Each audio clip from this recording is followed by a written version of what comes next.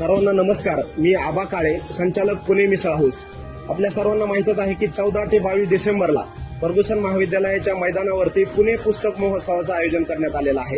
गेल्या वर्षीचा हा पुस्तक महोत्सव अतिशय सुंदर आणि सुरेख झाला.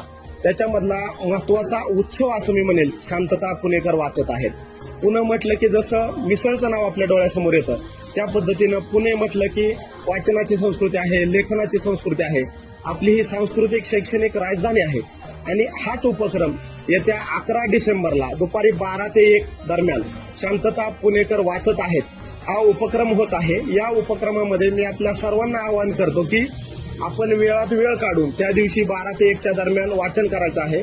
आपणही पुणे मिसळ हाऊस येथे मी स्वतः वेळात वेळ काढून वाचन करतच असतो. त्या दिवशी प्रत्येक टेबलवरती प्रत्येक आलेल्या खवय्याला एक पुस्तक